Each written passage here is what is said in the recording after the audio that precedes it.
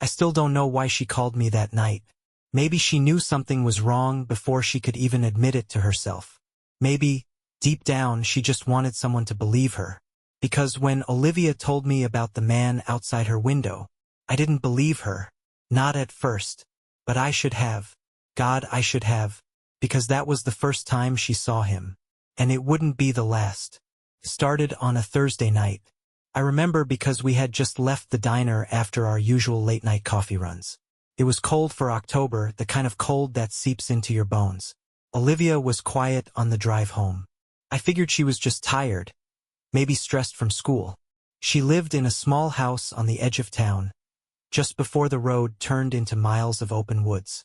Not exactly isolated, but far enough from the main roads that you'd notice if someone was watching you. I pulled up in front of her driveway, my headlights cutting through the dark. "See you tomorrow?" I asked. She didn't answer right away, just stared out the window, her fingers tight around the strap of her bag. Then, in a voice too soft, too careful, she said, "I think someone was watching me last night." A chill crept up my spine. I forced a laugh. Like, watching? Or just some creep walking past? Olivia turned toward me. Her face was pale, her lips pressed into a thin line. She wasn't joking. "I woke up around 2, she whispered. "Thought I heard something outside." She glanced toward her house, toward the dark windows. "When I looked out my bedroom window," she swallowed hard, "there was a man standing in my yard." The way she said it, **** flat, emotionless, like she was still processing it. *** made my stomach tighten. "What did he look like?" I asked. "I don't know," she muttered. "It was dark." I waited for her to say more, but she just shook her head. He was standing completely still, just staring at my window. I gripped the steering wheel. "Did you call the cops?" She hesitated. Then, in a quiet, almost guilty voice, she said, "No." I stared at her. "Liv, what the hell?" She rubbed her arms, shivering despite the heater blasting in the car. "I thought maybe I imagined it," she admitted. I didn't know what to say. But then, she glanced at her house again, and whispered something that made my blood go cold. "When I woke up this morning, the back door was unlocked." I tried to stay calm. "Maybe you forgot to lock it?" She shook her head. "I never forget." Something about the way she said it. ***, so certain, so absolute. ***, made my skin prickle. I swallowed hard. "Do you want me to stay over?" She let out a small laugh, but there was no humor in it. "No, it's fine," she said. "I probably sound crazy." She opened the car door, but before she got out, she looked at me one last time. Her voice was barely a whisper. "But if I see him again, I'll call you." She did. At 2:17 a.m., I jolted awake to my phone buzzing on the nightstand. "Liv." My stomach sank. I grabbed my phone and answered. "Liv." Her breathing was ragged, shaky. "He's back." My heart nearly stopped. "Where?" "Outside. He's in the yard." I threw the blankets off and sat up. "Are your doors locked?" "Yes." I grabbed my keys off the dresser, already pulling on a hoodie. "I'm coming over. Call the cops." Silence. Then, in a voice so quiet I barely heard it, "I think he was trying to get inside." My stomach twisted. "Liv, what do you mean?" She sucked in a shaky breath. "I heard footsteps. In the house." I froze. Everything in me went cold. I grabbed my baseball bat from under the bed and ran for the door. "I'm almost there. Stay on the phone." I didn't even remember the drive. One second I was leaving my house. The next, I was pulling into her driveway. But when my headlights swept across the yard, there was no one there. I jumped out of my car. Everything was too quiet. Liv's house sat in the dead center of the lot, her bedroom light still on upstairs. The wind whistled through the trees. I gripped the bat tighter. Then I heard it. A soft tap. Tap. Tap. I turned toward the house and felt my breath catch. Olivia was standing in her window, eyes wide with terror. She wasn't looking at me. She was looking at something below her window, something I couldn't see. And then, she lifted a shaking hand and pointed at something right behind me. I whipped around. Nothing. Just my car, the empty street, the dark outline of the woods. But when I turned back, Olivia was gone. The bedroom light was still on, but the window was open. The curtains fluttered in the wind. I bolted for the front door, my heart slamming against my ribs. I didn't knock. I didn't hesitate. I just shoved the door open. And the second I stepped inside, I knew something was very wrong. The second I stepped inside Olivia's house, I knew something was wrong. The air was thick, heavy, like the whole place was holding its breath. The living room was dark. Too dark. The only light came from upstairs, her bedroom. But Olivia wasn't there. She had been at the window just seconds ago. Now, she was gone. And I wasn't alone. I could feel it. Something was in here with me, watching, waiting. I gripped the baseball bat tighter and moved deeper into the house. "Liv," I whispered. Nothing. The whole house was silent, except for the front door, still wide open behind me, still inviting the dark inside. I turned to shut it, and that's when I saw it. The first sign that something was very, very wrong. A single wet footprint on the hardwood floor. Dark, red, leading from the front door to the stairs. I forced myself to breathe. "Liv." I tried again, louder this time. Still nothing. I glanced toward the kitchen. Everything looked normal. No signs of a break-in. No shattered glass. No overturned furniture. But that footprint, that wasn't normal. That meant someone had been inside, had been bleeding, and they had gone upstairs, right to Olivia's room. I started up the stairs. Each step creaked under my weight, the sound too loud in the quiet house. I reached the top and turned toward Olivia's bedroom. The door was half open. The light was still on. But inside, it was too quiet. No movement, no breathing, just the wind fluttering the curtains. And then, a soft click. From the closet, like something shifting, something hiding. I hesitated. Every instinct in my body screamed to run, to get out, to call someone. But then I saw something else, something worse. A bloody handprint smeared across Olivia's nightstand. Fresh, still wet. And I knew, she was in here somewhere. Maybe in the closet. Maybe hiding. Maybe, not alone. I stepped forward, gripping the bat so tightly my knuckles ached. The closet door was slightly ajar, a sliver of darkness peeking through. I reached for the handle, and that's when I heard it. Breathing. Not mine. Not Olivia's. Someone else. Slow. Shallow. Coming from inside the closet. I stopped breathing. Stopped moving. Everything in me locked up. Then, a whisper. Too soft. Too close. Right behind the door. "I know you're there." I did the only thing I could. I swung the bat. Hard. The closet burst open. For a split second, I saw something move. A shadow. A shape. Something too fast. Too wrong. And then, Olivia fell forward. I barely caught her before she hit the floor. Her skin was ice cold. Her hair was damp with sweat. She looked up at me, her eyes wide, frantic. And then she choked out one word. "Run." But before I could move, a hand shot out from the closet. Not Olivia's. Someone else's. Too big. Too strong. And it grabbed my wrist, digging fingernails into my skin, holding me back. And that's when I finally saw his face. He was tall. Too tall for the closet. His body had been folded into the dark. Waiting. His eyes were wrong. Wide, unblinking. Like he had been watching Olivia for a long time. Like he had been waiting for me. His lips pulled back into a smile. Then, he spoke. "She let me in." His hand clenched around my wrist. Fingernails dug into my skin. His grip was ice cold. Too strong. Too wrong. And his face. That smile. That horrible, stretched out grin. Like he was excited. Like he had been waiting for this moment. For me. And then, in a voice too calm, too familiar, he whispered. "She let me in." Olivia screamed. That was all I needed. I yanked my arm free and shoved her toward the door. "Run." She stumbled, gasping. But the second she moved, he moved too.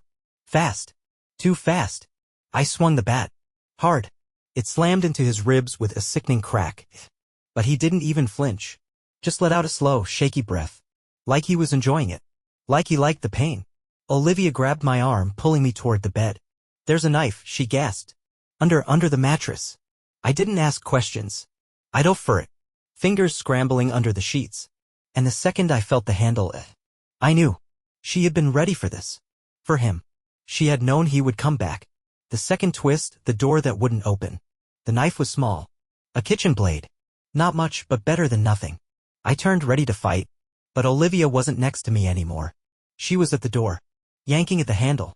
Pulling. Shaking. It won't open, she whispered. My stomach dropped. I lunged for her, gripping the knob. Twisting. Jerking. It wouldn't budge. Like it had been locked from the outside. Like someone had sealed us in. Then, a voice right behind me. You're not leaving. I spun around. The man was standing in the middle of the room. Still. Silent. Watching. Waiting. But something was wrong. He wasn't breathing. He wasn't blinking. He just stood there. Like a shadow that had taken shape. Like something that wasn't supposed to exist. And then, he tilted his head. His mouth opened. And in a voice that wasn't his, he whispered. She called me. Olivia shook her head violently. No, she gasped. I didn't. But my blood was already running cold. I turned to her. Her face was pale. Terror etched into every line. She looked at me. And in a voice barely above a whisper, she choked out. I think I did. I didn't understand. Didn't want to. But the look in her eyes, she was remembering something. Something she didn't want to say. Something she had buried. I woke up one night, she whispered. I don't remember doing it. But my phone. She swallowed hard. It said I made a call at 2:17 a.m. My chest tightened. The night you first saw him? She nodded, eyes wide with horror. I don't remember calling anyone, she said. But someone answered. The man stepped forward. Slow. Too slow. His fingernails scraped against the wall. His head tilted. And then, he pointed at the mirror. At a reflection. I didn't want to look. Didn't want to see. But I did.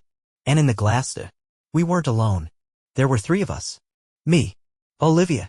And him. But something was wrong. In the reflection, he was closer. Too close. Right next to Olivia. And his mouth was moving. But in the room, he wasn't speaking. Only the mirror version of him was whispering.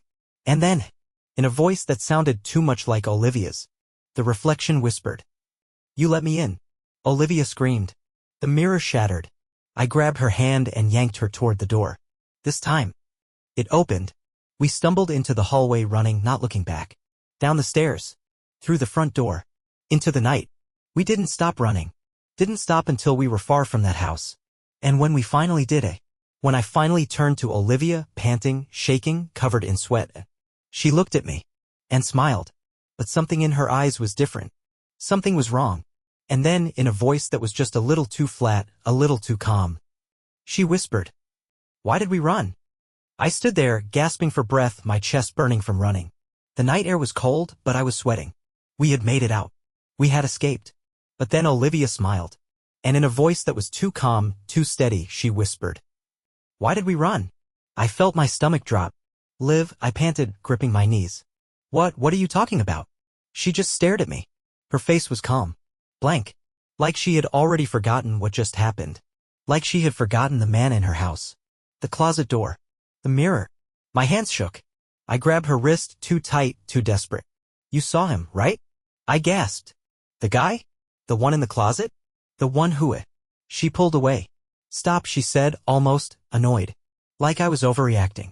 Like none of it had ever happened. My skin crawled. I took a slow step back. What the hell is wrong with you? She tilted her head. Her smile didn't fade. She just looked at me, eyes dark, unblinking. Then, in a soft, patient whisper, she said, I think you should go home. I didn't go home. Not yet. I watched Olivia walk back toward her house. She moved too slow. Too carelessly. Like nothing had happened. Like she wasn't just running for her life minutes ago. I felt like I was going crazy. But I had to be sure. So, as soon as she disappeared inside, I grabbed my phone and called the cops. They showed up 15 minutes later. 2 officers. They knocked on Olivia's door. Waited. No answer. Finally, they went inside. I stayed by my car, heart pounding. I wanted them to find something. to prove to me that what I saw was real. But when they came back out, their faces were calm. Too calm. The older officer sighed, scribbling on his notepad. The house is empty. I stared at them. What do you mean empty? I stammered. They exchanged a look. The younger officer frowned. You said your friend was here? I nodded quickly. Yes. She just went inside. Like, 10 minutes ago. But the older cop just sighed. Son, he said slowly. That house has been empty for 3 days. I felt my blood run cold. No, I whispered. That's impossible. But he kept talking. Her parents reported her missing on Monday. No one's been here since. I staggered back. My chest felt tight. I shook my head. No, I whispered. I had just seen her. I had just talked to her. She was right here. Unless. That wasn't Olivia. The cops left. Said they'd look into it. But I could tell they didn't believe me. And maybe I wouldn't have believed me either. But then my phone buzzed. A text. From Olivia. My hands shook as I opened it. One word. Help. And below it, a photo. I clicked on the image. It was dark, grainy. But I could still make it out. A small space. Cramped. Tight. Wooden walls, splintered and cracked. And in the corner, a hand. Fingers curled, too weak to move. Nails dirty, broken. And I knew. I knew exactly where she was. She was still in the house. Still trapped. Still waiting for me to find her. I ran. Straight back inside. The house was dark. Silent. The air thick with dust. I moved fast, checking every door, every room. Nothing. But I knew she was here. I had proof. And then, I saw it. A trapdoor in the hallway floor. Barely noticeable. Just a small, square cutout in the wood. I grabbed the handle. Pulled. And the second it opened, a hand shot out, grabbing my wrist. I screamed. Fell back. Then, a voice. Weak. Trembling. Please, it whispered. I scrambled forward. I grabbed the hand, Olivia's hand. And as I pulled her up, I saw her face. Her real face. Eyes wild with fear. Skin pale, bruised. She looked at me, gasping for air. And then, in a shaky whisper, she said the last thing I ever expected. That wasn't me. I stood there, staring at Olivia. Her real face. Her skin was pale, bruised. Her hands shaking, weak. She had been in that crawl space for days. Locked away. While something else, someone else, had been walking around in her skin. Had been with me. Had smiled at me and whispered my name. Had told me to go home. And then, in a voice barely above a whisper, Olivia choked out the truth. That wasn't me. I felt my chest tighten. I swallowed hard. What do you mean? Olivia shook her head violently. I don't know, she gasped. I don't know what it is, what he did to me. Her fingers dug into my arm. Her nails were broken, caked with dirt. I remember coming home Monday night. Her voice cracked. I was tired. I went to bed. She swallowed hard. And then her eyes filled with terror. And she whispered. I woke up in the crawl space. My blood went cold. I tried to process what she was saying. The man in your closet, I stammered. Did he?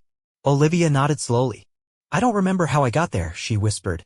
But when I woke up, I could hear him. Her fingers tightened on my wrist. I could hear him talking. My stomach dropped. I shook my head. Talking to who? And then, her breath hitched. And she whispered the last thing I ever expected. Talking to me. I stared at her. Heart slamming against my ribs. She swallowed hard. He came down there, she whispered. Every night. My hands went cold. What did he say? Her voice was barely a breath. He told me. I didn't need to be afraid. I took a slow step back. She was trembling now. He told me. I already left. I felt sick. Like the walls were closing in. Like something had been watching me this whole time. I thought back to that night. When Olivia had smiled at me. When she had told me to go home. When she had walked into that house, like she belonged there. I licked my lips. I had to ask. Even though I already knew the answer. Liv, I whispered. When I saw you, when I ran with you out of the house. I swallowed hard. Who was that? Olivia didn't answer. She didn't have to. Because at that moment, my phone buzzed. A new text. From Olivia. From the other Olivia. My hands shook as I opened the message. One word. Outside.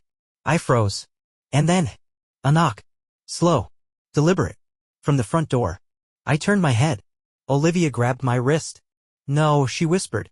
Her voice was full of terror. Don't open it. But I was already moving. Already stepping toward the door. Already reaching for the handle. And just before I could turn the knob, I heard it. A voice. Soft. Sweet. From the other side of the door. Why did we run? I didn't open the door. I couldn't. Because I knew what I would see. I knew who I would see. The same Olivia I had run with. The same Olivia I had watched go inside that house. The same Olivia that had smiled at me. She was still out there. She was waiting.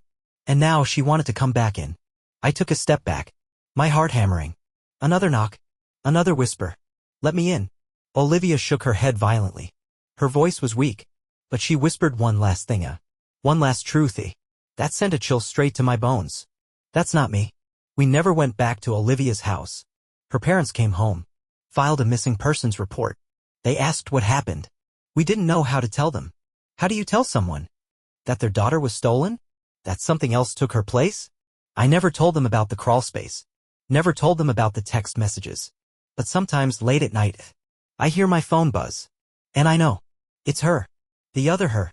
The one that walked away. The one that's still waiting outside. Waiting for me to open the door. Waiting for me to let her in.